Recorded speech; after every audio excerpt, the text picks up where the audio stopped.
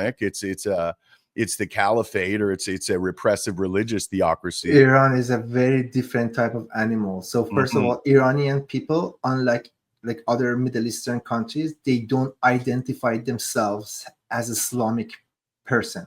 They Mhm. don't follow. Like if you ask a person from Iraq or any other country, like Kuwait or like Qatar, country doesn't mean much for them, and they identify themselves, we are Muslim.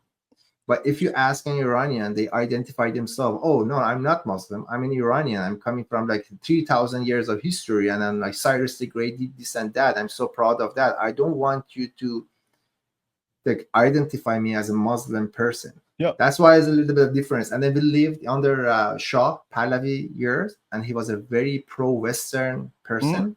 And that's the reason you see a lot of Iranians, they are very compliant with the Western values, Sure. and they blend in just like, Well, you it's know. it's it's Persia, right? Like Yeah, a lot has changed in that region of the world, and it was a culture clash. That was where it happened, that's essentially. what happened. I Yeah, think there were bikinis and beaches in Iran that's in true. the 70s. It was very, very westernized country. They were moving in the direction of liberty. Um, and there's a lot to that too. A lot of people say it was a color revolution, that various intelligence agencies had a Yeah. hand in it. But at the end of the day, it's it's interesting to me. Now, what is the religious makeup then? Because it's what type of Islam is it? Shiite or Sunni? So that's the craziest part. So Iranian, they created their own religion because they didn't want to identify themselves as the like a common Islam. Mhm. So they invented another branch called Shia, and then a lot of people, they don't even practice that Shia. Like you hardly see Iranian, they like go to the mosque and pray, and because they have another previous religion was Zoroastrian, Mhm. and somehow the fight is still going on, like little like Islam, and then no, I'm not Muslim, I'm Iranian, and like let's just get rid of Islam. But I'm hoping eventually Iran get to the point that nobody cares about your religion. Do whatever shit you want to do, just don't try to impose your BS ideology to me. Let's have a common goal. I don't care about your what you want to practice. You're a Christian, you're Jewish, I don't care. Just let's build this country together.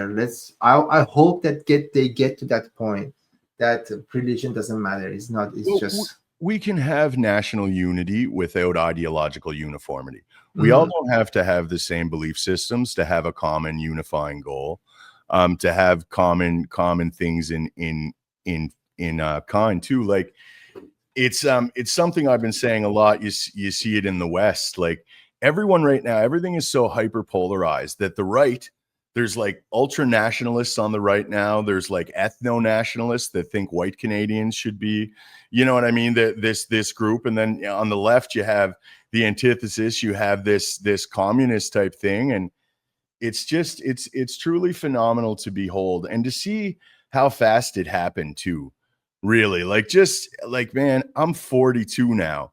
And when I was in my 20s, there was still a great future to be had in Canada. Like it wasn't evident like the way we were going. Now, in retrospect, looking back, you could see the path we were on. But what it was is like you put your finger on it earlier. It was the weaponized mass migration. Too much, too fast. It balkanized our electorate. What we have now in various parts of the country are these massive special interest voting groups. We have like these Hindu voting groups. We have Muslim voting groups. We have various religions voting groups. And that's why we're seeing our political leaders having to dress up in the traditional garb of these That's various. crazy. It is, man. I just wouldn't do it. I don't know. I would just be like, look, hey man, I respect your culture, whatever, but I'm not going to dress up like that. That I have my own culture. You know what I Yeah. mean? I respect yours, but that's not what it's about. It seems disingenuous.